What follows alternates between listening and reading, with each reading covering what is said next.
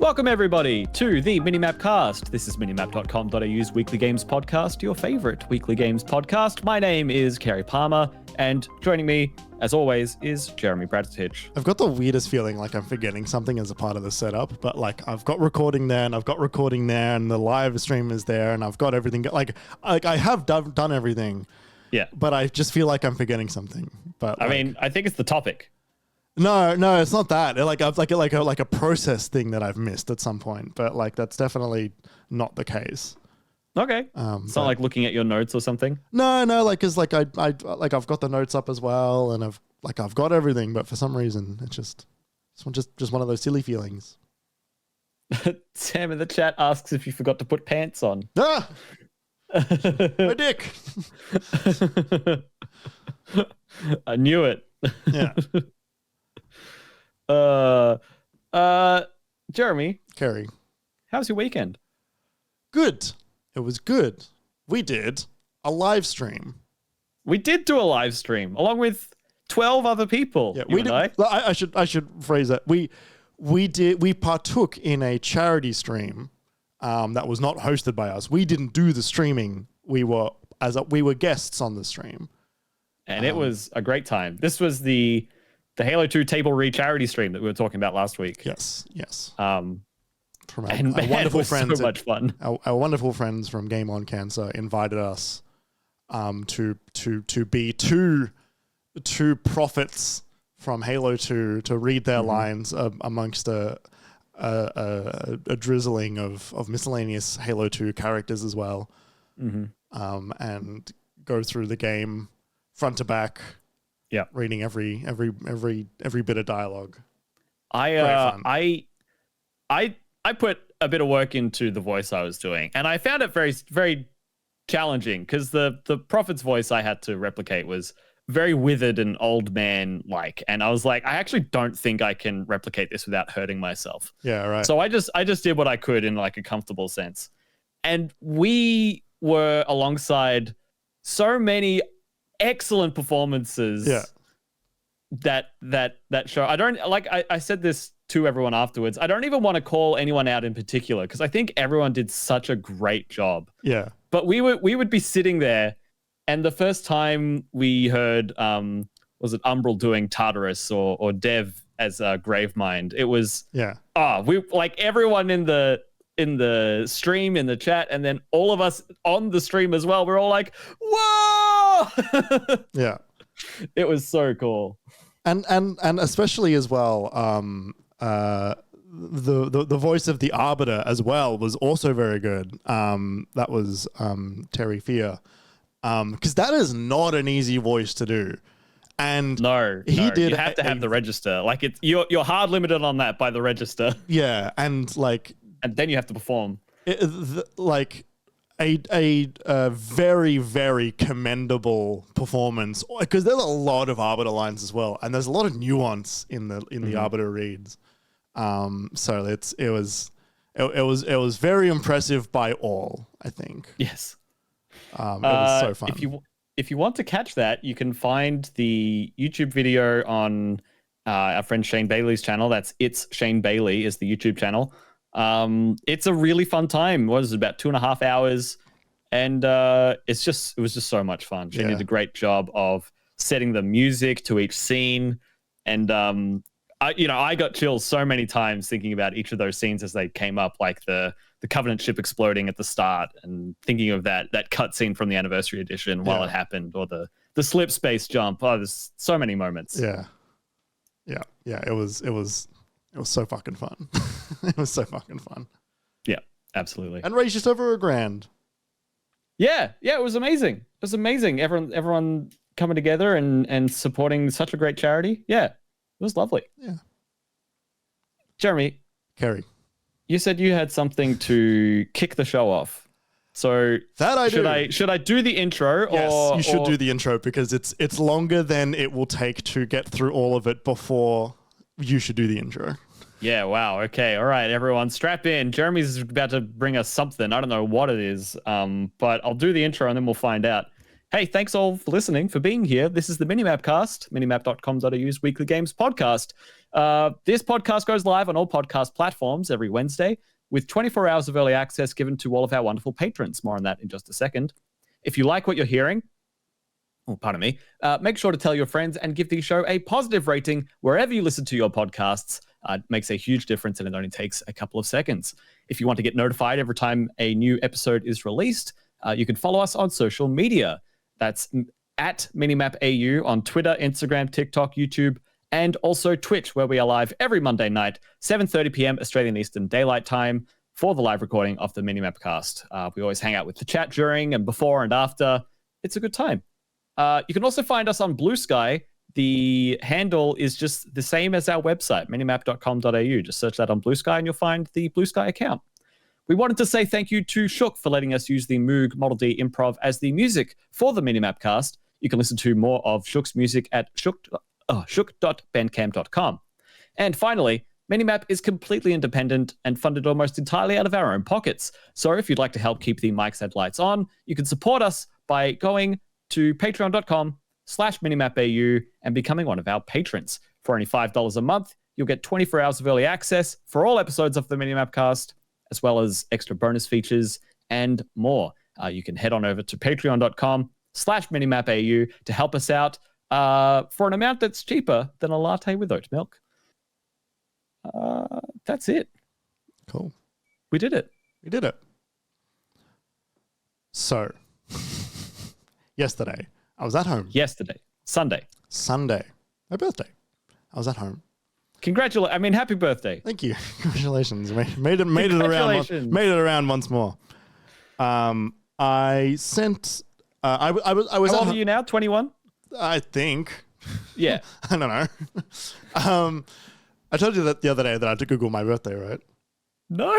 Yeah. So I'm not. I don't celebrate my birthday almost at all. Like I'm just not. This is just not me. But like I had like a 20-minute conversation at work the other day where like we were talking about like age and like what it's like to like move change different parts of your life at different age and stuff. And he's a bit older than me.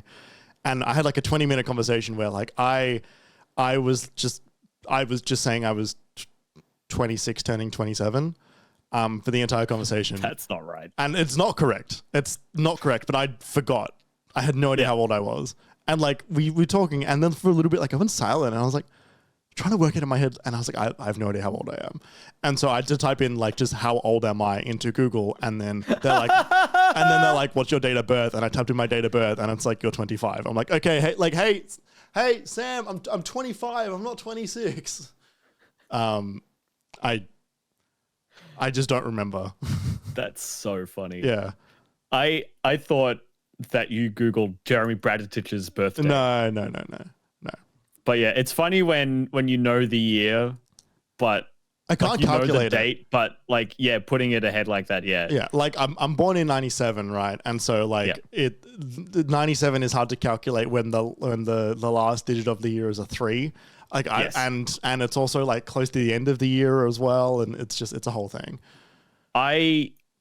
For me, it's a bit easier, I think, because I'm born in 95. Right. Which means that, like, it's quite, like, I could just, if I'm ever unsure, I just move a number over by 5 and figure out how many 10s. Mm-hmm. Like, that's it. Which is a very easy shorthand, but yeah. Totally. I can see that being an issue. I'm getting to the point where I've stopped caring that much and I start forgetting my birthday. Yeah. Anyway, so I was at home on my birthday and I was watching a movie. I was watching a movie called Koyani Skutsi, which is a 1980s documentary, kind of. Question mark? Yeah, well, so the thing is, it's like the film itself is a like hour and 20-minute film where there's no dialogue, there's no narration, there's no characters. It is just footage set to music, and the film is it's quite an artistic documentary where like the Koyani Skutsi, I think, like I'm not sure what language it is, but I believe it roughly translates into life out of balance. Life Out of Balance. Okay. And it is a film that is meant to represent like how the world is changing and things are rapidly changing. It was the 1980s. It was the beginning of computers and, you know, all of this like intense commercialization of everything in the West, and how like the world is changing and all of this stuff. It's all right. It's like you're going to be in the mood for a film where there's not a single word spoken, but like it's good. I like it. And so I was watching this film. Mostly, I was also working on my laptop at the same time, but I was watching it. And there's a part in the film where there's a shot of just like a building that has like been completely like reduced to rubble, and there's some music that plays over it. And I'm just going to quickly play part of that clip right now. Was it music from the Lair soundtrack? No, it was not music from the Lair soundtrack. Okay, I'm trying to join the dots here. I haven't figured it out yet.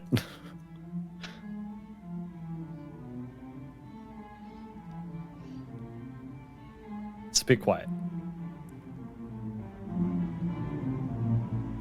Yeah. This is what it looks like for those who are watching at home. I think I've heard this before. Yeah, it's like it's you have, but through me. So I am watching this and my ears perk up. I'm like, I know this song. I've heard this song. And you see, Kerry, my brain is so rotten, so full of rot. I have heard that song before. I'm now going to play from you a clip from the TV show Star Wars Rebels. There is one specific clip in the film where one of the characters named Zeb it's a beautiful episode. It's my favorite episode of the entire show. But there's a scene where he's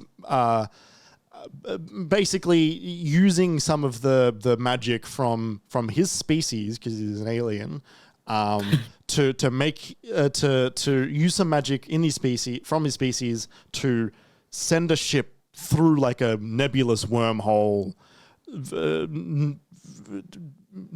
dangerous part of the galaxy that usually if you're flying you just blow up.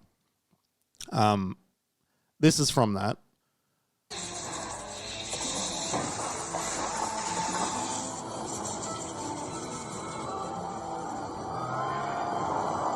But it's got the same music under it, is it? Almost the exact same music under it. I'll skip ahead briefly to a part where there's not like spaceships getting blown up. Yeah. I don't know how, but the hyperdrive is activated. Anyway. And so my brain like twigs and I'm like, oh my God, it's from that. And I like freak out. And I'm like, is this like a really old classical piece of music, or is this like that like more than you realize people are? But no, the song was written for Kyoani Skutsi by a composer named Philip Glass, who's like quite a well-known composer. Yes, I've played music from Philip Glass before, or I've heard it. Yeah. And then I continue the film, and there's another part in the film where the soundtrack is this. This is Kyoani Skutsi again.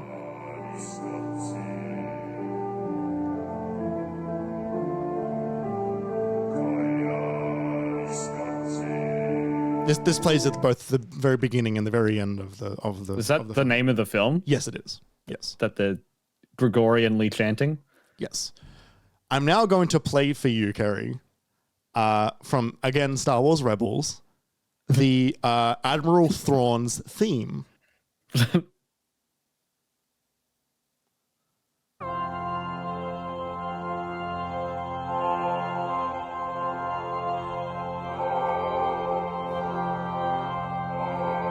They're chanting Thrawn.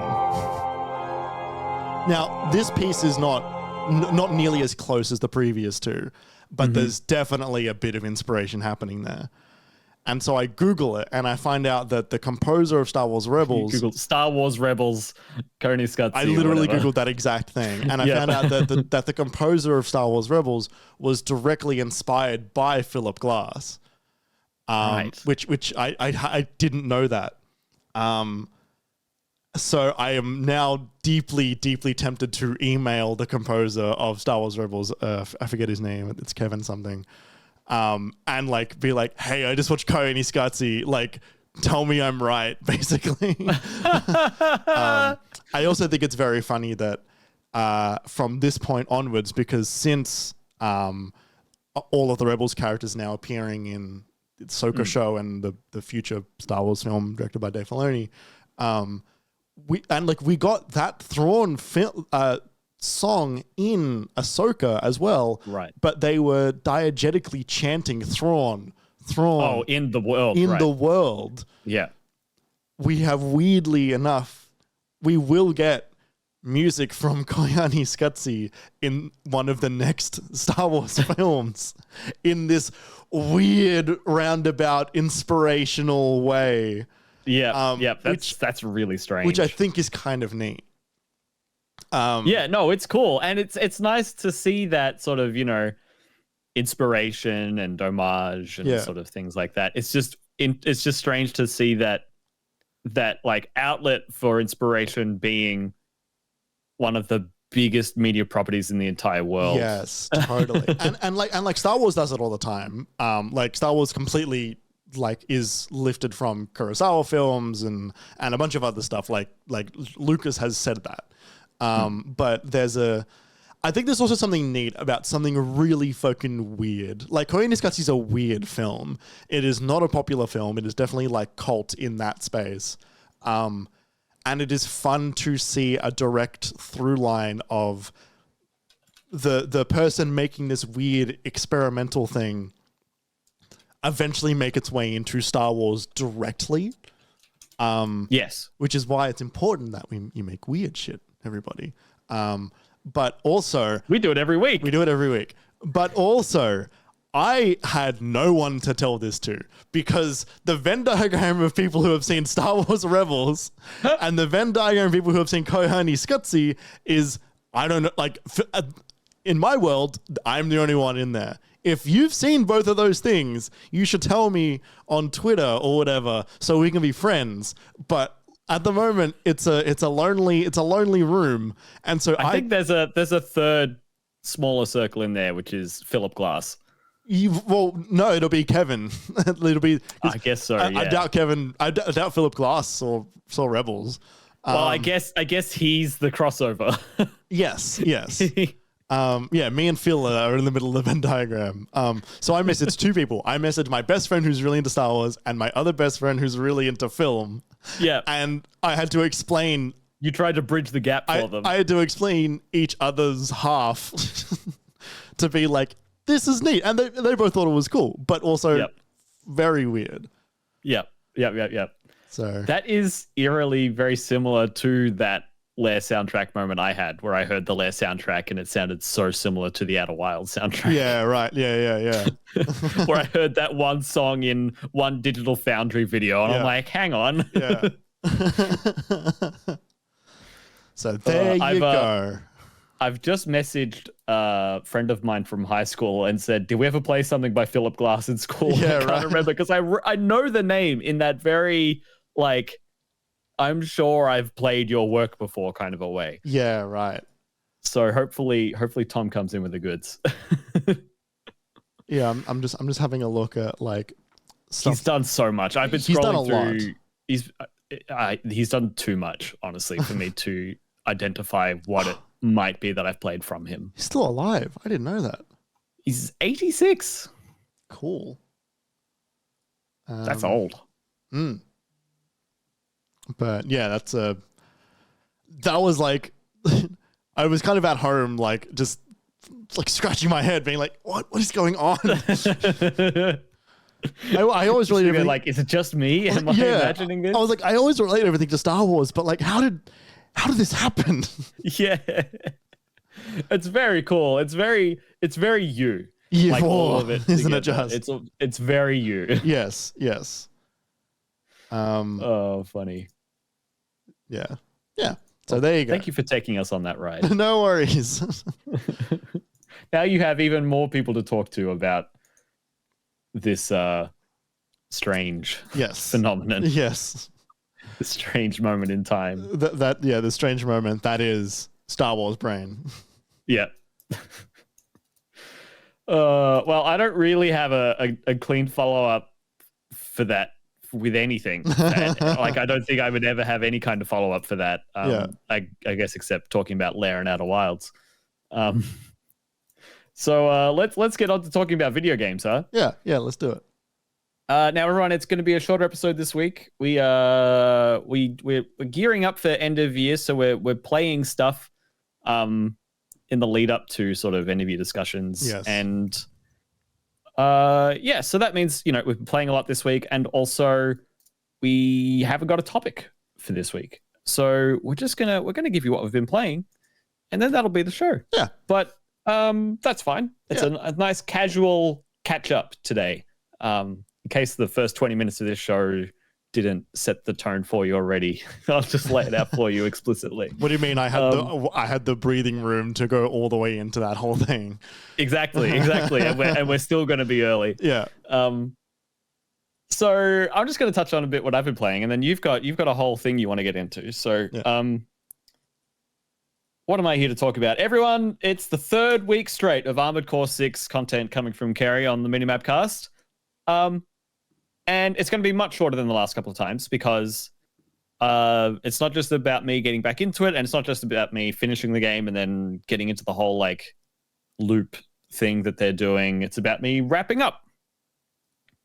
And so basically I finished the third playthrough, which is when you get the true ending of the game, and you get like a new credit sequence, which is the same people, but it's like different music and different images under it.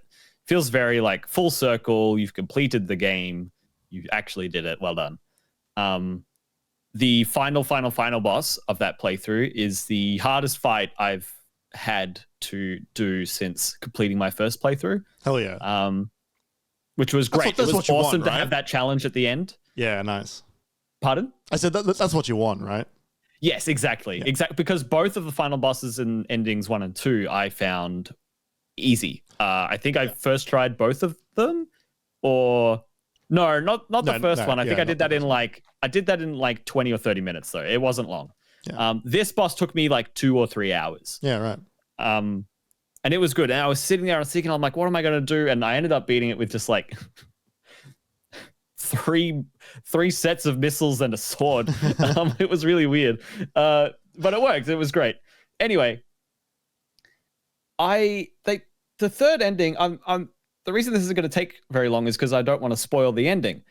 But a lot of what the third playthrough does is it unravels some of those mysteries that they were sprinkling in the first and second playthroughs, where you're like, hang on, that never got addressed. They give you more of that in the third one, and they unspool it a bit. And I was very invested. I'm like, what's going to be different? What's going to be the same? There's this sort of sinister overtone sort of happening over the top of all this. End of chapter 4, things start diverging drastically, and I don't know what's happening, and this and that, and I get to the end, confrontation, and I get to the credits, and I get to the end, and I'm like, I think that was my least favorite playthrough. Oh, really? That's annoying. And I was saying something, we were talking in the pre-show about Call of Duty, and we were talking about playing Black Ops, and how that game has this really interesting story where there's a mystery that sort of unravels throughout the whole thing, and then there's a twist and you understand what was happening and sort of recontextualizes everything. But it's still it wraps it up neatly at the end too. It's a whole concise, complete story. And what I found when playing Armored Core 6, in that third playthrough, the mystery was very fun to be a part of and to see unravel and to have those questions and be like, oh, something's different. What's this? What's that? That whole experience was fun. But looking at actually what happened as a whole, as like the story from beginning to end, at least of that third playthrough, I actually just found it wanting. I found it didn't make much sense. I still had a lot of questions, which I guess is just From Software's bag. I was just asking questions or making you ask questions that they will not answer. And yeah, overall, I was like, oh, I love that the final boss was this, and okay, the last cutscene was whatever, but like motivations of characters and reasonings why things happened. Like, I actually don't understand why the final boss fight took place. Like, I'm like, why did this happen? I don't understand why. Yeah, it's a cool fight, and it like the characters sort of interesting that are there and whatever, but I don't understand why it happened at all. For it to be the final encounter, and for it to have me sort of feeling bemused by the end of it was a bit of a letdown. Right. So yeah, I'm still so glad I did it, and I am really wholeheartedly in love with this game. I wish it had been such a like triumphant finish that had allowed me to want to play through even again for a fourth time and keep going and find the extra stuff. Because now all the only trophies I've got left are S rank all the missions, which I just might never do. But the rest of it is like find all the weapons, find all the components, find all the mech parts.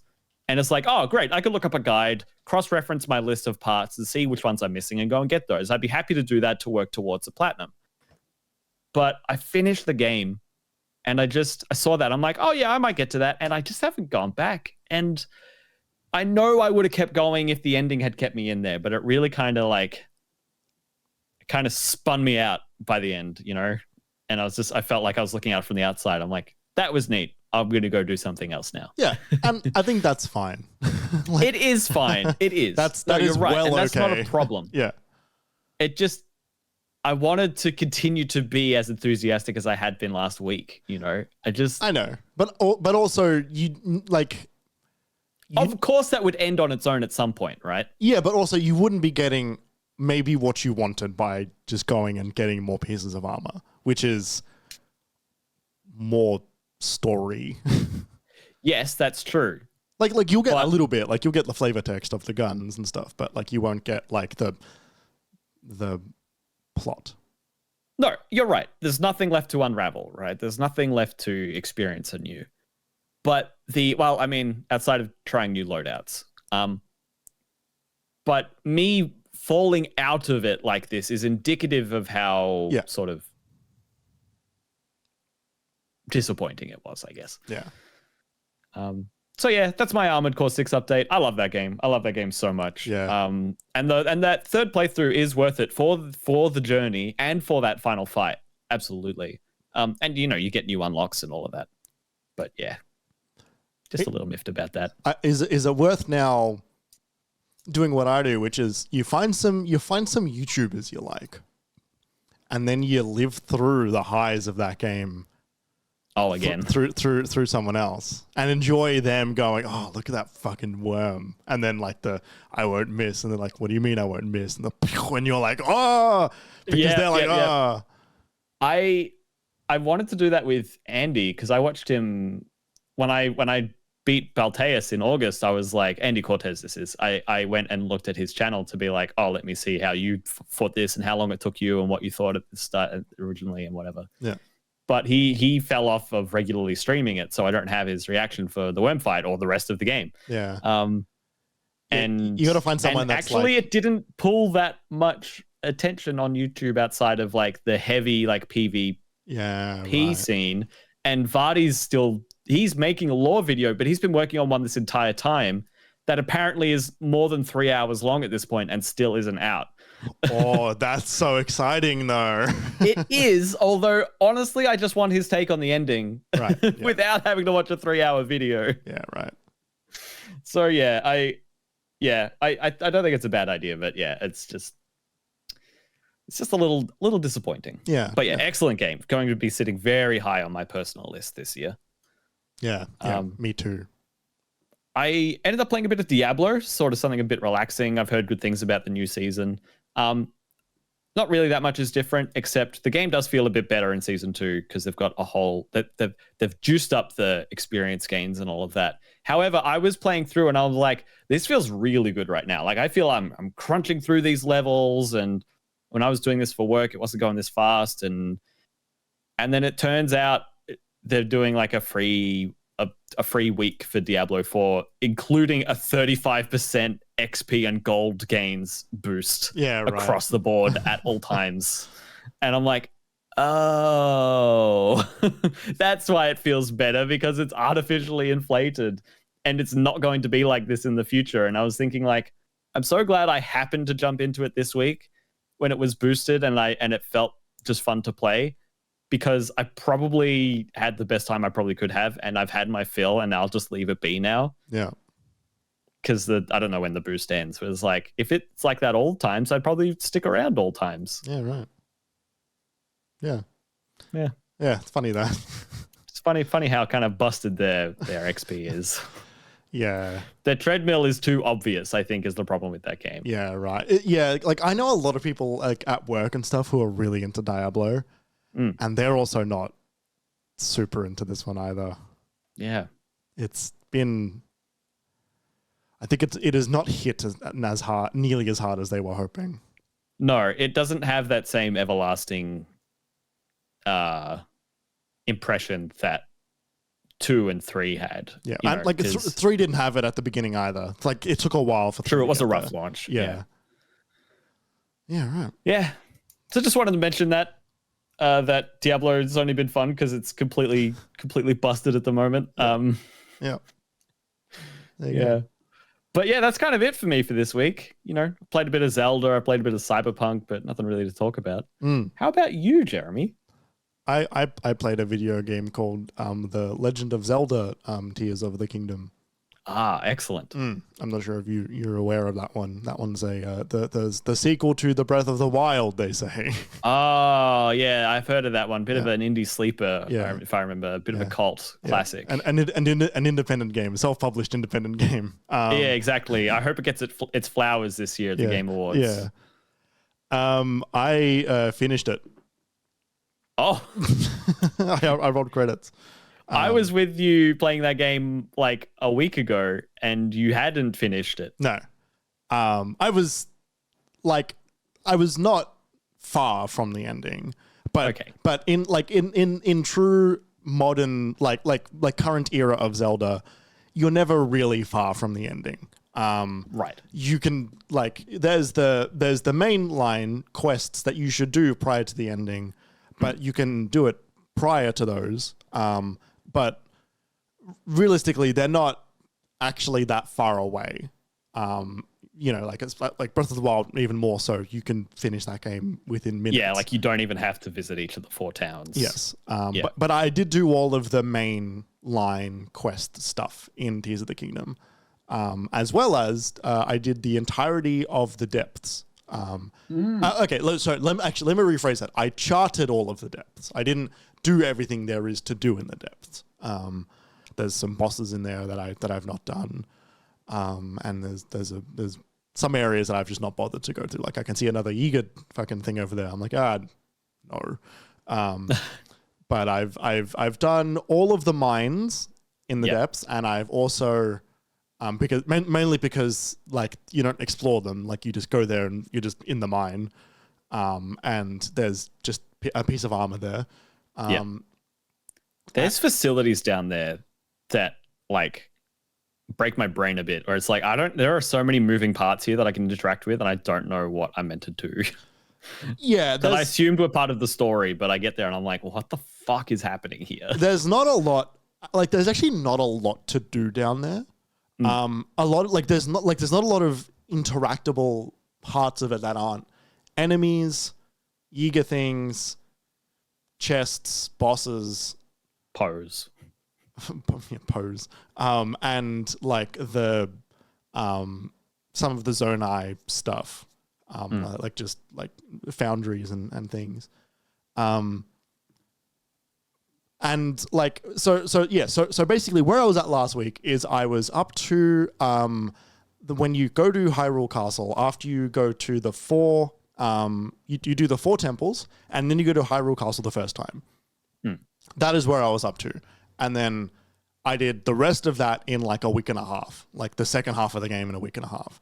By this point, I was a lot stronger, and I'd done a bunch of the stuff. Like I'd done most of the depths already by that point, and and you'd explored around the map, so you didn't have to like walk all the way to a brand new area. Like you could start from a lookout tower or something. And I'd done a lot of side stuff, and I'd upgraded a lot of my slots and stuff, and had like some okay armor and a lot of food. So I was like, I was ready to go. But then so I did the Master Sword quests, and then I did the Hyrule. I explored nearly all of Hyrule Castle as far as I'm aware, and then did the final like story chunk. But I did all of that prior to a different story mission, and so what was really funny is that I did all of this story stuff without it actually asking me to, but I knew I could see where the thread was taking me, but I just wasn't actually up to it yet.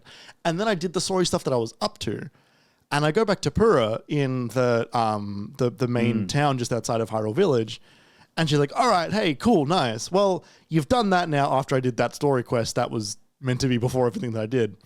Yeah. He's like, "All right, now go do this." ... And was like, "What? You've already done it? Okay. Well, now it's time to go do this. ...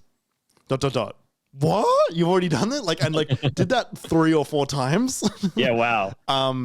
And then she was like, "All right, go kill Ganondorf." And I was like, "Oh, all right." Imagine being a character and getting to say that. Hey? Imagine being a character and getting to say that. Yeah, yeah. And then I got the Breath of the Wild mission, which is destroy Ganondorf. Oh, yeah. That's cool. Yeah. And then I did. So at this time, how much of the depths had you explored? By the time I was ready to destroy Ganondorf, I'd done all of it. Okay. I did all of that leading up to it because I was like, okay, I've now got an internal checklist of things that I want to do. What do I want to do before I go actually take him down? It's like, I need the Master Sword. I need, I wanted to get X amount of hearts. I literally just wanted to get second layer of hearts. I had enough stamina. I needed like a bunch of food. And I was like, I need armor that I look cool in. I need to just keep getting armor until I'm like, all right, I've got a set that together works in a way that I look like Link. I feel like Link. I feel like I need Ganondorf killing threads, basically. Yeah. You need not plot armor in terms of like you need plot armor. You need armor that's like that fits the plot. Yes. And I found that. So I had the Cap of Wind, I had the Twilight Tunic, and the Pants of Time, I think is what it was. So it's like just like three hodgepodge Zelda like of past pieces of armor. But the Cap of Wind gives Link the big coif thing that he used to have in the old box art, which I love. Oh, with his hair. Yeah. So and the Tunic of Twilight is a normal Link-looking tunic from Twilight Princess. Yeah. I went between that and the Tunic of Time, which is just the one from Ocarina of Time. Yeah. But the one of the armor of time that you can get, which is just the hat, the tunic, and the pants, they make Link look like an adult wearing very large kids' clothing. Well, I think those ones, they're meant to evoke the like the NES illustrations. Yeah, they are. Yeah. Which I've never really kind of, but it also looks like the Ocarina of Time amiibo is also what it looks like when he's got the ocarina. You mean this one? Yes, like he doesn't look like an adult there. He looks like 12. That's he's meant to be 14, so that works. There you go. Yeah. Whereas in the Breath of the Wild, Tears of the Kingdom, he's 20. He's a very small, scrawny adult. Yeah. He's a man. He's a young adult, but he's still an adult. And so I didn't super love him wearing that.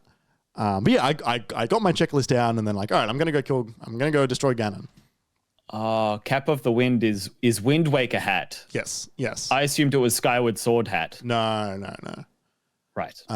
Yes. No, that makes sense. But like I had a bunch of other like Zelda weapons, which I'm not super familiar with because I've not played a lot of 3D ones. Like I had the Dusk Blade or whatever, and I had like another named blade that started with a B. But Big Goron sword?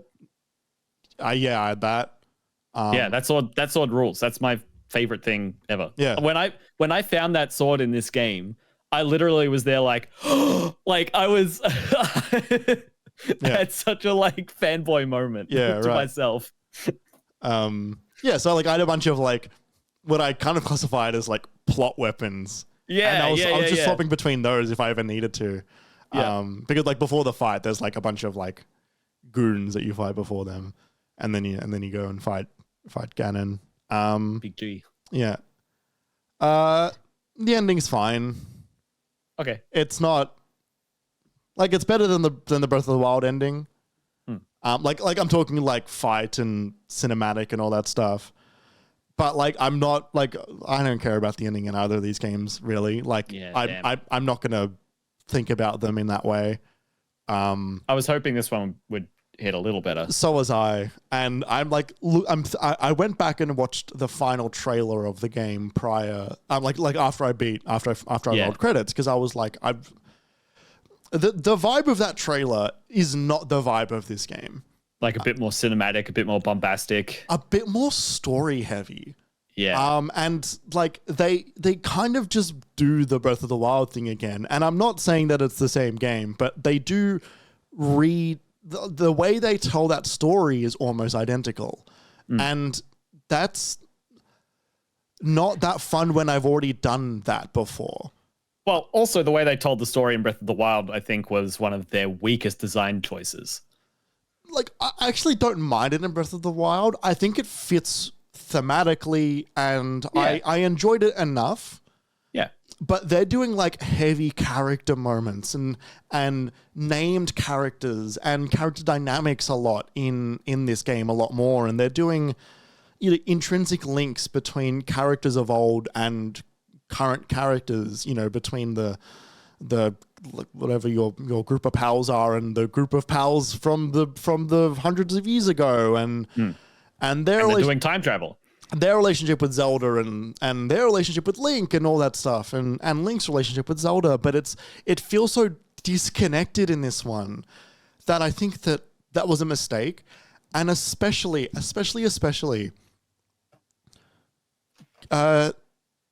like I'm very lightly talking about things here, and this is not a surprise for you, but like Ganon has no connection almost to Link in this game. That right when the fight happens, like aside from the concept of the hero of time and the concept of the Demon King, like I had no actual connection between the two physically fighting. You just knew of the conflict from years prior, and you were just sort of ending that conflict in a sort of drawn out way. That it almost felt superficial a little bit. It's got a little bit more to it than that. But I sort of came out of it going like they ended it because they needed to do Ganondorf, because they felt like they needed to do Ganondorf. And that isn't really, like, realistically, that's not good enough. Like, it's not a fun way to tell a story.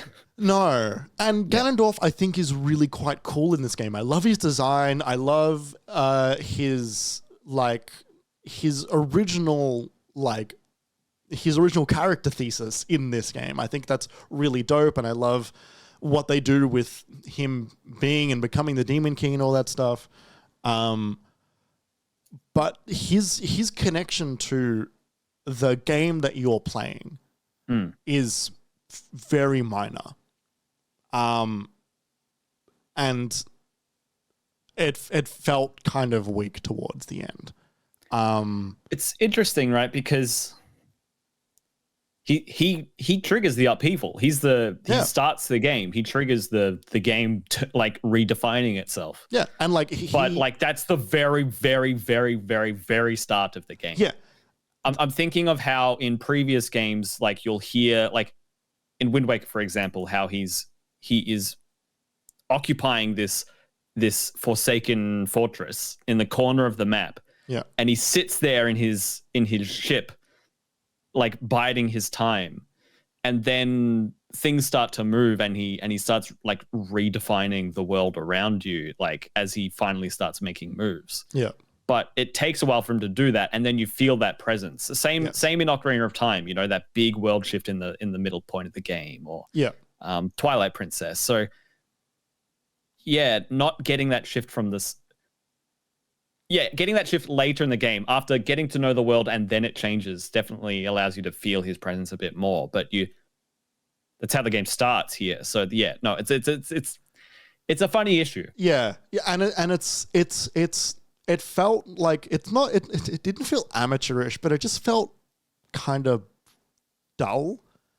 Or like blunt, I think is maybe like as in like not blunt as in obvious, blunt as in like not sharp, like unrefined. Yeah, and it's just awkward. It's kind of an awkward thing in a game that could have built on Breath of the Wild as like we've got this perfect sandbox, this perfect world for you to go in. Now we're gonna tell this Lord of the Rings bombastic ass story and like the characters overall in this game I think are all right. Like I enjoy nearly all the Guardians. I enjoy Link's, crew of brainiacs that are helping this fucking twink move around the planet faster than ever.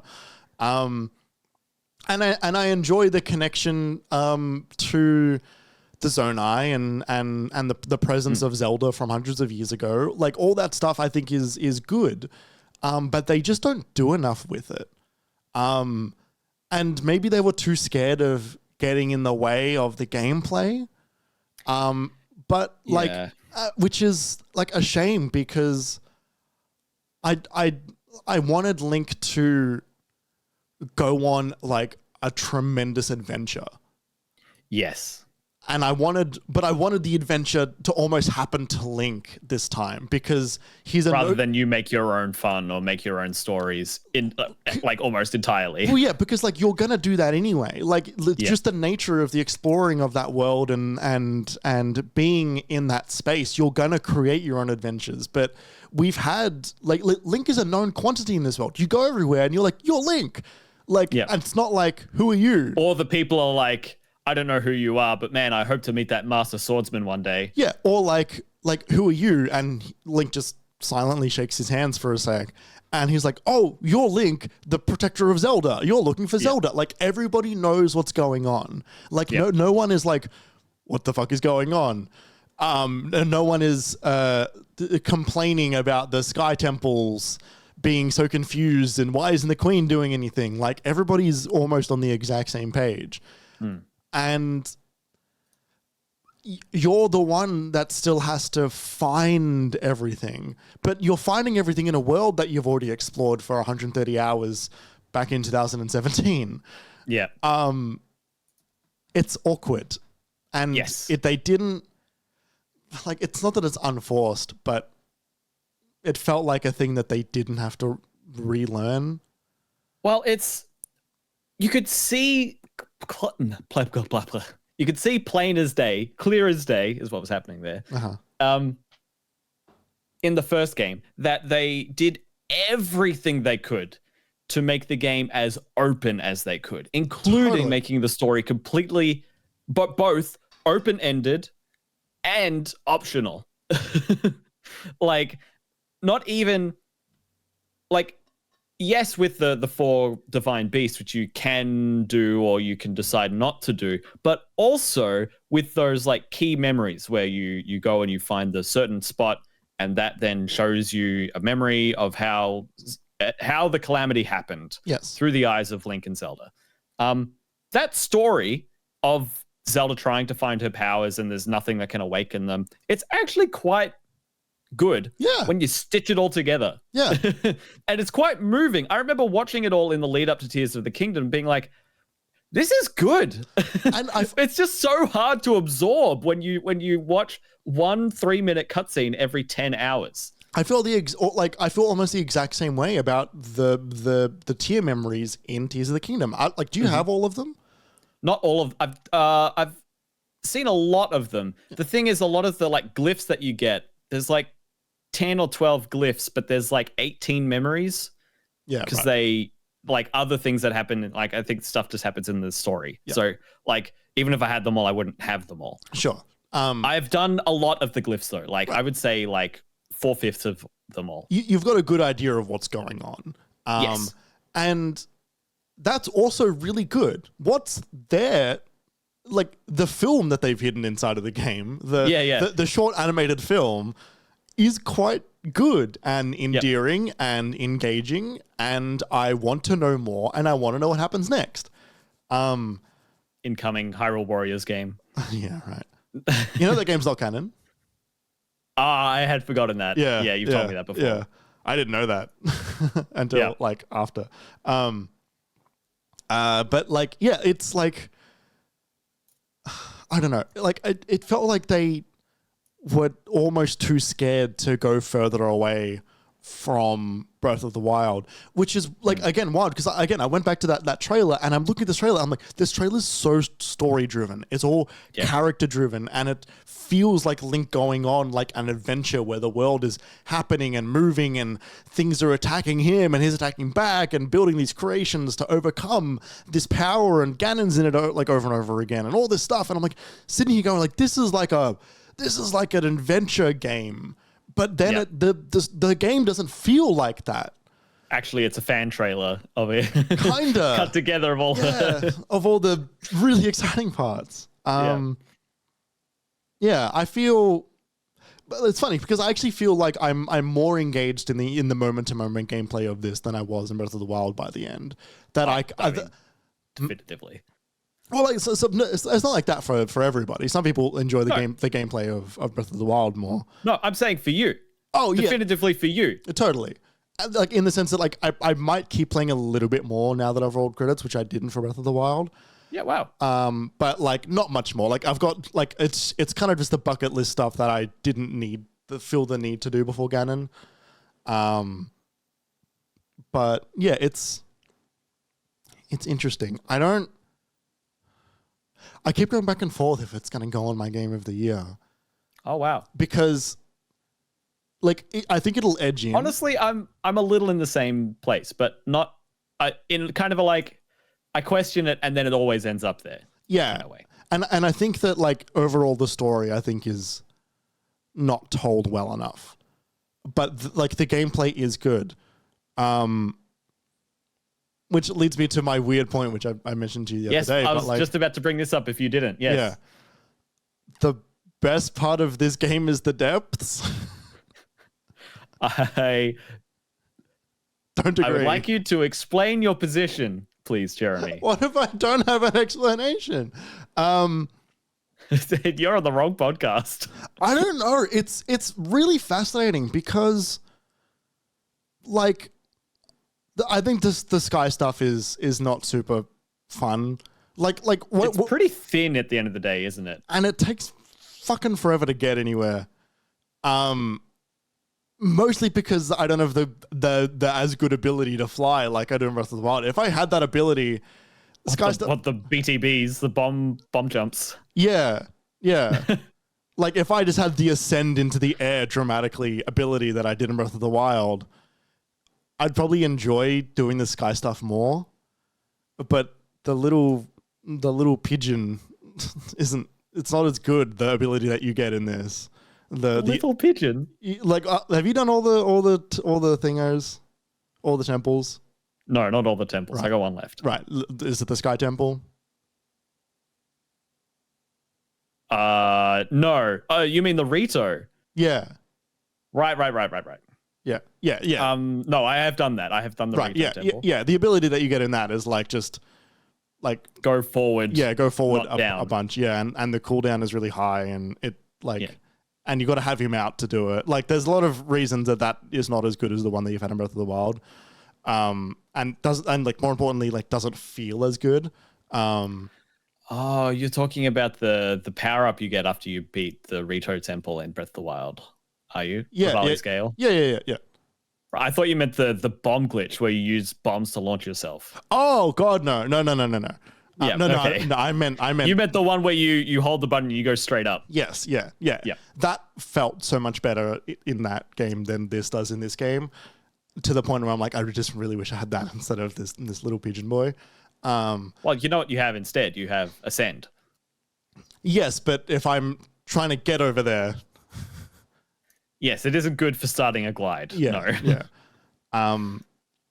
Anyway, but like the sky stuff I think is not super great, and like if you're not in the mood to do stuff that feels like Zonai themed temples 100% of the time, then you don't really have anything else to do up there. But the depths is kind of this like, it's kind of like a proving ground. Like you've got this like this area where the enemies are tougher. You've got the room to explore and experiment with your building mechanics. You also find less stuff. You know, you're not going to find steak and fruit and pots to cook with. Yeah. And you've got to like you've still got to do a whole bunch of like traversal and platforming stuff and like ascending There's through goop everywhere. Yeah. Like, and on top of that, you've got this additional constraint on your health, which is the gloom, the corruption type thing where like it reduces your maximum health. And then you have to go to one of the light routes to like do it. And there's like nearly no friendly NPCs, and there's a lot of really cool exploring, and it being like the mirror image of the overworld, like it feels like really cool Zelda stuff. Like it feels like the other world, whatever it's called in Link to the Past. The Dark World in Link to the Past. The Dark World. Yeah. And it's like there's this overwhelming feeling whenever you're in the overworld that like there's like a tremendous amount of danger right below you at all times. And then you see more chasms, and like just another way of reminding you like it's like this like evil devil like tempting you into hell. Like, come on, like you want to see what's down here. Yeah. It's so fucking cool. It is really cool. And it's such a great moment because they didn't give us that before. No. I love that they hid this from us. Yeah. And it's also like the themes of that are so cool, especially with this like that leans into like Ganondorf like pulling strings more than he actually does in the game, of this idea that like everything that you live, this entire world that you're trying to build, like below you is hell. Like I will fuck you up and raise your level down to this if you don't win. Yeah, like all of your foundations are hollow. Yes, yeah. It is so sick. And also like it's kind of that feels like a Breath of the Wild style, let's rethink everything we know about RPG worlds. Like, what if we gave you the entire world again, but below it and harder, which you can enter and exit as you please, but like you'll have to go down there sometimes. It's so cool. I think it's like it's one of those like I love the idea of it so much that it has just like that is what I'm going to associate with that game more than anything, which is wild considering how much of the game's marketing was all about you go into the sky. Yes. And how much of that part of that game I don't care about almost at all. Yes. Yeah, for sure. Yeah, it's sick. And there's some stuff down there that you haven't seen yet. The thing that you do after the 4 temples, I'll tell people I think is fucking sucks. Oh no. It's really shit. And I then almost ignored it forever.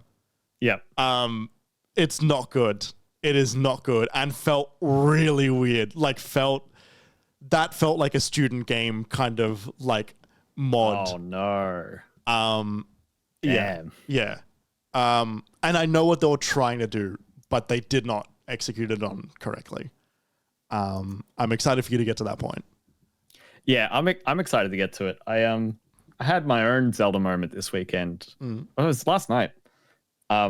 Where I decided to liberate Lurelin village of the pirate infestation. And so I did that. I did that and last then I night rebuilt too. the town. I'm in the process of rebuilding the town. Yeah, it was really nice. Yeah. Really nice. A great way to make that place seem more memorable because it really was a bit just kind of there last game. Yeah. It's why it took forever for me to actually go there again in Tears of the Kingdom because like I remember that place. That place sucks. And I go there. I'm like, oh, There's goblins everywhere. Yep, totally. And like they were so heavily signposting it, like everywhere I went, they were like, "Oh, I'm from Lurelin Village. You wouldn't believe what's going on over there." It's like, I know. Yeah, I was like, pirates. Yeah, you're all displaced. You're refugees. Whatever. Yeah, like, yeah, sure wouldn't. Anyway.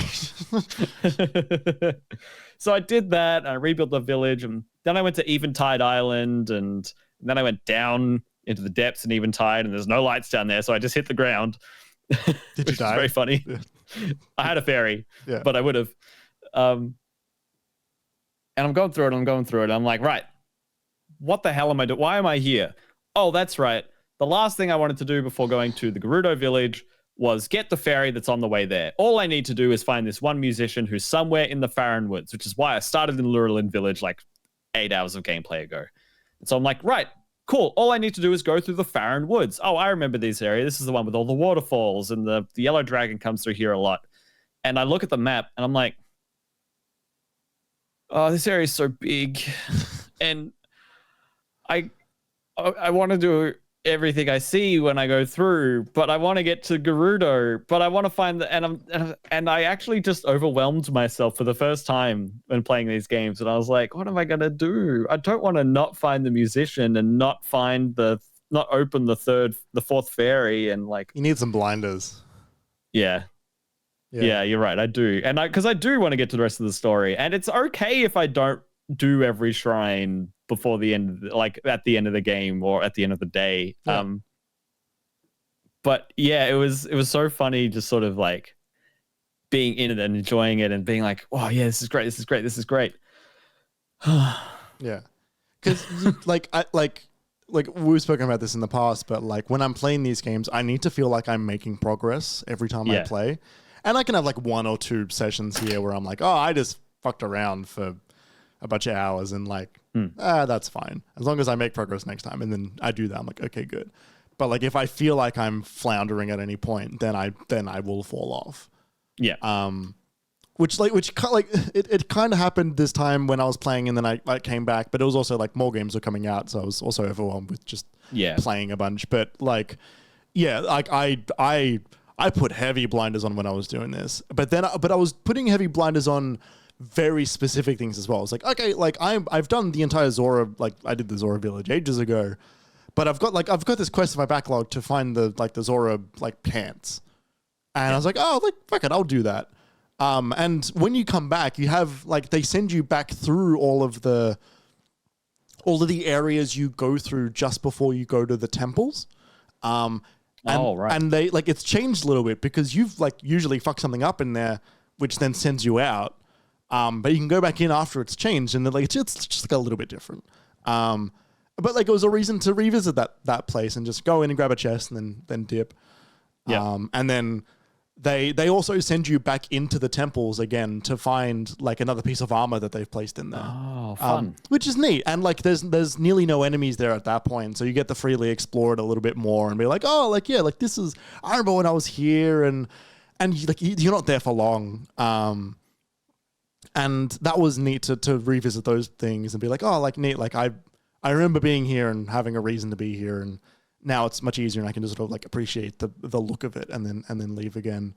But yeah, like I blinded myself into just getting all the Zora armor because I don't actually know what it looks like when I put it all on, and kind of look like an idiot. But like I've got it now. Yep. And that was enough for me to be like, yeah, cool. Like did a thing. Time for next thing. Yeah, totally. I felt really motivated in that lower section of the map in Lurelin. Yeah. You know, like there was such clear objectives, and it felt like I could do it all without being sent on meaningless things to do. And then Eventide was so bite-sized and enjoyable. Yeah. I enjoyed Farron, and then that forest, man, it's just so. You need a flying machine, my friend. Yes, you're right. And I've often thought that of like, I'm going to walk up this hill. Man, this is taking a while. Oh, that's because they expect me to use my Zonite and just create something where I can just go. Whoop. Yeah. That's the whole point of why they give you that now, because you know the world, so you could just go at it at your own pace. Yeah. When I went to that town and they're like, oh, we need 20 logs, and I was like, 20 wood, and he's like, no, 20 logs. I'm like, oh, okay. I built a big log transporting vehicle. Oh wow! And I didn't do that. That was great fun. I then drove it into the middle of the forest, and I tore the whole place down, and I chucked the whole thing in the back of my truck, and then I fucking trucked my way back down to the village, and I unloaded everything. Really cool. And I'm like, here you go, and he's like, oh great, 20 logs. I'm like, yeah, beep beep. He was like, oh, there's some up the hill. And there was like just enough if you like took out this group of 6 and that group of 6, and there was 3 in the paddock with the cows. Yeah. There was like just enough for me to do that. So I didn't even have, I just cut them down at the top of the hill, stuck them all together, and threw this battery of logs down the hill into the village. Yeah, right. Yeah, and I made a truck. Yeah. Oh, it's so made fun. A hauler. Yeah, it's so fun doing that in that game. I think you got to lean into it a bit. You got to be like, what would he do right now? And then I guess that makes sense. Yeah. Yeah. Yeah. I also spent time. There's an island above Eventide. There's a sky island, and it's nowhere near any other sky island. Right. And I spent time trying to build from the very top of Eventide something that would propel me all the way up, but the hot air balloons kept breaking. Like they time out like the wings do after X amount of time. And it's like, if it lasted 30 seconds longer, I'd be there. And then I tried putting like rockets on my shield and jumping off as it was decaying, but then I hit the balloon and just fell back down, and then it fell out, and I was like, oh, fucking hell. And I couldn't figure out, at one point I decided to strap fans to a big block of wood and ride it up, and the block of wood was too heavy and I didn't go anywhere. I'm like, I'm doing this wrong. I'm going to do something else. Do you want me to tell you an easy solution? Is it 2 fans on a steering stick? No, because I don't use that, because I think that's boring. I feel like it's kind of cheat. Yeah, like I did that once in the depths, only because I saw one of the final 5 things that I was at. And I was like right below it, but it was like a sheer wall. And I was like, oh, fuck it, I'll just fan up it. Like, I don't care about this. Yeah. But like, what you should consider using is those. You can get those platforms that when you hit them, they stay in the air.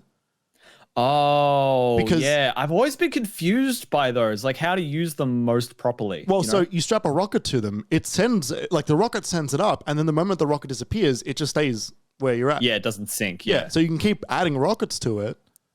Or you can just use it as a platform to like build something to send it further up. Like, and then you can use another one again. You can just keep doing it. Yeah, I could even just auto build a second air balloon off of it and then go from there. Yeah, I was trying to think how to get a second thing going from the air, but those are really useful for exactly that scenario. Yeah, because you can build entire launch pads off of them if you want. Yep. They're pretty fun. Yep. Cool. All right, I will keep that in mind. Thank you. Yeah. Yeah, it's a good game. Yeah, it is. I think I'm sitting at like 8.8. Mm-hmm. I think that's where it is. Yeah, my sentiment is it sits around there, maybe like a strong 9. Yeah. Yeah, like you could make like that case, and I'd be like, yeah, it is fucking fantastic, but yeah, there's just it's the problem. We've done this game once already. Yeah, but it's not as special. So it's 120 hours of done this already. In a way, not entirely. Yeah, like the building's different, and they include so many different new armor pieces, and there's different mechanics and the depths and all of that. But it's not Breath of the Wild for the first time. No, I think nothing ever will be again. I think it's definitely weirder than Breath of the Wild in a way that like this is almost like, you know, like we were making this comparison prior to the game coming out, but like it almost rings even truer now that it's like this sure is the fucking Majora's Mask to Ocarina. In the sense that this is weirder and doesn't hit in the same way that Ocarina does for most people. But there's maybe more interesting things happening here, but they are definitely, if they don't click for you, they're just not going to click. But and you know, like the other comparisons of like it's darker tone and reuses the map and all that stuff, like so many hilarious comparisons. But I think I overall like it more than Breath of the Wild. Yes, me too. But it does. I think it just doesn't hit as hard as Breath of the Wild. It does some things. Yeah, it does some things not as well, while bringing in new things, which then bring the score up to almost identical to Breath of the Wild in my brain, which is just so fucking weird and cool. And it was funny. I was playing this going, is this the last game I play on the Switch? Yeah. Probably not, because my understanding is now that we probably won't see the Switch until the Japanese financial new year, which I think is April or May. April? Yeah. But my understanding is that they are not going to announce it prior to the end of it. Right. Because they want people to buy. They want the boosted stock for the next year. Yeah, like that. But they also want people to buy the Nintendo Switch this year because it's still just selling a lot. And they're happy just to sit on that for a bit. And then they'd be silly to undercut themselves. Yeah. But I think I saw some people industry analysis people thinking maybe an October release with an announcement in May or something. October release. Yeah. Interesting. Yeah.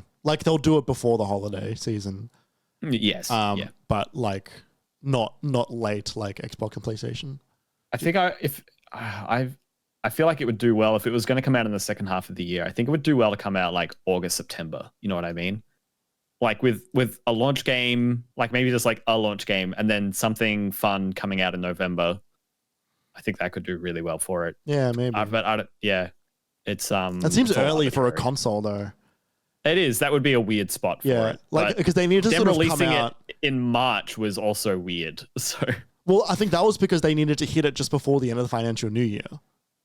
I guess so. I think that's why they did that back then. Whereas this time it's if they do it October, they can build enough, the diehards will get it, then FOMO will start to set in, and then everybody will rush for holiday. Well, yeah, if diehards will get it, it'll review well, probably. Or they hope so. And then, yeah, you get that was what happened with the Wii, where it had so much buzz. Yeah. Where you just couldn't get it. Everyone wanted it. It was a good price for a Christmas gift, and you couldn't get it. Yeah. Yeah. And remember getting consoles for Christmas? I mean, I remember the week where I got the PS5 and the Xbox Series X in that week, and that felt kind of like Christmas. Yeah. Where I had 2 very exciting pieces of hardware to unbox within 3 days. That was pretty cool. Yeah, fair enough. Granted, it was an expensive week, but it was fun. It was certainly fun. Oh man, it's different when you don't pay for it. It's different when it's you mean that? You mean remember getting a thing? Yeah, no, but getting a console. Yeah. It's sort of I'm going to use this now for dozens or hundreds of hours to play so many cool things that I couldn't before. Yeah. I remember the feeling. I'm in the middle of my holidays. This is my next 4 weeks. I remember the feeling of I better get used to this because I'm just going to be on this for 6 years. Yeah. I remember I remember that with the launch of the PS4. I remember that with the launch of the PS3 being there's a menu before this fucking before I click into the game. Yeah. Internet settings. What the hell is that? Oh, I can put my photos on here. Yeah, Sony Xperia music. What is this? Because it was before they had everything at that point was rent movies through Sony. Yeah. They were doing all their own thing back then.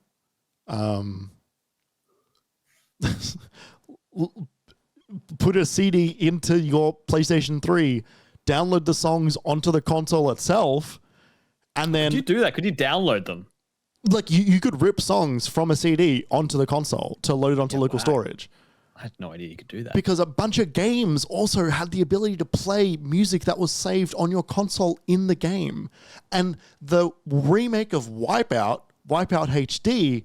had a bunch of game modes that were abstract art. There was it would be the same models of all the tracks and the ships, but the shaders and stuff would be whack and like trippy and really stuff, and they would be reactive to the music that you were playing. Yeah, that's incredible. It was so fucking sick. Yep. Anyway. Well, I think the days of surprise new consoles are behind us, but that's okay. For us, definitely. Like we're too close to it now. Yeah. I think that's basically the end of my Tears of the Kingdom time, basically. Like I might go back here and there, but like I don't expect to talk about it on the podcast anymore. That's basically my review, is that like I think it's overall very good. It's got some really cool new additions. I wish they improved on what Breath of the Wild did with its plot and narrative. But it's almost worse because they didn't.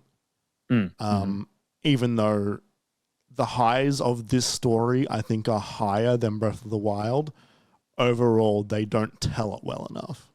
Yeah, exactly. I mean, I really felt Breath of the Wild was let down by how they told their story, not what the story was. Right. So I'm not surprised to hear that in a way. Like, it makes sense, but it is a shame. Yeah.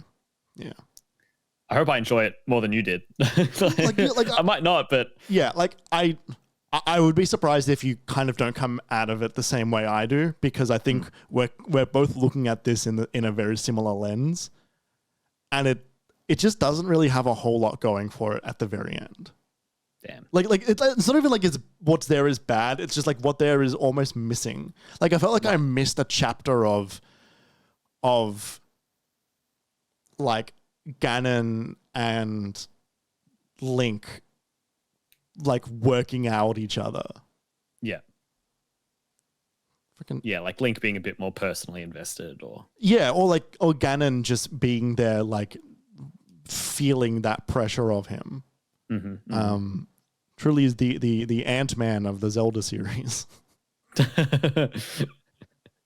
Is the Ant-Man and fucking Yellow Jacket. Yes. Yeah, like there's like a shock at the end where the villain says the main character's name, like, which is like, if that's a shock in your film, that's not a very good thing. That kind of happens in this, ever so slightly. I think Ganondorf says Link's name at the very, very, very start. Yeah, no, like he does. Like it's not quite that. Like it's not quite that 1-to-1. But those were, I was like, right, like you know me. You know me? Yeah. What is that? Who says that? I don't know, but like I know that's in a movie. It says, they say that, they're like, you know me? Oh, Iron Man says it to Thanos. You're Stark, yes. And he goes, you know me? Yes, you're right. Thank you. There you go. Anyway, that's gonna do it for us for this week. I'm itching to go back and see if I skip or blast through all of the Faron Woods in Tears of the Kingdom. I do want to get to Gerudo Town and get back to the center, though, and get back onto that main path and see how it goes. I would recommend, like, actually skip all the side stuff until you do the 4 temples first, and then come back around, because there's, I think, a little bit more opens up then anyway. Okay, so that's good to know. I think it's worth getting back on track for a bit and then coming back and being like, okay, there's sort of a there's a funny lull in the story where they just sort of get you to do a couple of fetch quests. Okay. I'll appreciate just bubbling around then. Yeah. There's so much of the main map I still haven't explored yet. Like, I haven't gone to Tarrytown or that whole area with the spiral on the map, or the. You should do Tarrytown. Oh, I know. They've got a whole like construction thing going on there. I know. I have revised my recommendation. Do Tarrytown now. Really? Yeah. I don't feel like building things. No. Trust. Okay. It is one of the sweetest things that I've ever seen. They top Hudson getting married. Oh, fuck. Yeah, it is incredible. Okay. Yeah, I promise you this. I might do Gerudo Town first and then go to Tarrytown. Okay, all right. Well, everyone, if you want to hear about what I get up to in Legend of Zelda this week, over the course of this week, tune in next week of the MiniMapCast. Yes. Hey, thank you so much for listening, everybody. That wraps us up for this week. But we'll be back next week. If you want to keep up with us and keep up with when we release new episodes or when we do charity live streams, for example, you can find all of our social accounts at MiniMapAU or just the website name minimap.com.au on Blue Sky. You can also go to the website minimap.com.au to find everything else we do, including our other podcasts, our written articles, the stuff we did at PAX. There's a whole bunch of stuff up there. You can follow us on the social accounts individually. Jeremy, where can they follow you on the things? At Obi-Wan-Jez everywhere aside from Blue Sky, which is jeremy.minimap.com.au. You can find me on Twitter at kjpalmer_24 or Blue Sky without the _24. I tried changing my Twitch username this weekend, and I was telling you, Jeremy, that I can't change my name to anything that doesn't give me a brand new username that I've never had before. Everything I've ever had before is taken, and all of the very slight variations on those are fine. Like I could do like KJ Palmer _, that works. But I can't do KJ Palmer. I can't do KJ Palmer _24, but I could do _240, which I've never done. I could do KJ Palmer 1. When you sent me this, I did not reply. No, you didn't. Well, no, you did once. Yeah, I think I laughed. Yeah. I have no idea what you should do. You should. I know. You should. Like I'm fucked, right? or find a new thing altogether. And then just, yeah. Like something that's like not a common word enough, like the word scotch. But also isn't cringe. Yeah. I mean, yeah. Yeah, I mean, like, you could think of something. That's why I went, that's why I've been trying to go with KJ Palmer for a while. But turns out Palmer's a really common name. Yeah. Yeah, I could be Bradishich basically fucking everywhere. Yeah. There's one other Bradishich that I know. And I don't know him, but his last name Bradishich is not many. Mm-hmm. And I followed him on Instagram, and then he followed me back like 6 hours later. Yeah, cool. Just because we just have the same last name. And I'm like, yeah. I DM'd You're him. really tight. Yeah, I messaged him. I was like, nice last name. And he was like, yeah, you too. He's like an artist. So I was like, yeah, all right. And he's a good artist. That it? Yeah, that's it. Who knows what consent? That's so funny. Yeah. He like lives in America. Like I don't have any connection to. Yeah, not even a hint of a connection. Like they might not even be related to us because Bradich is not a real last name. It was a made up last name. I mean, they all are. Yeah, no, but as in like it was originally a different last name, but got like changed to be more like whatever country was whatever country was dominant of the town that my family is from. Right. And that changed like I want to say 8 times in 300 years that we have no way of following our lineage. Like we have zero way of going back. Wow. That's intense. Yeah. Like we can go back, I think about 4 or 5 generations and that's it. Wow. Because then it started to change a lot.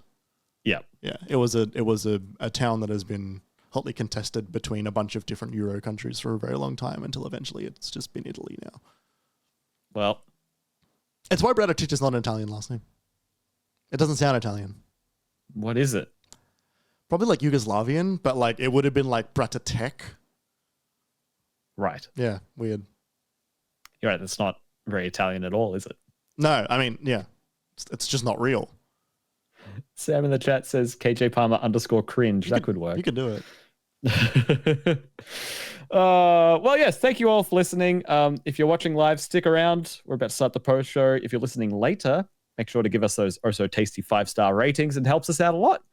And just a final reminder, you can support us on Patreon if you want to help keep the mics and lights on.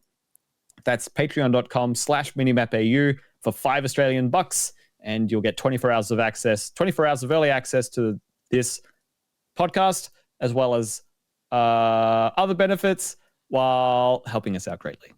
Yes. Thank you so much for listening, everyone. We're going to head on out, but enjoy the rest of your November, and we'll see you in December. Goodbye. See you in December.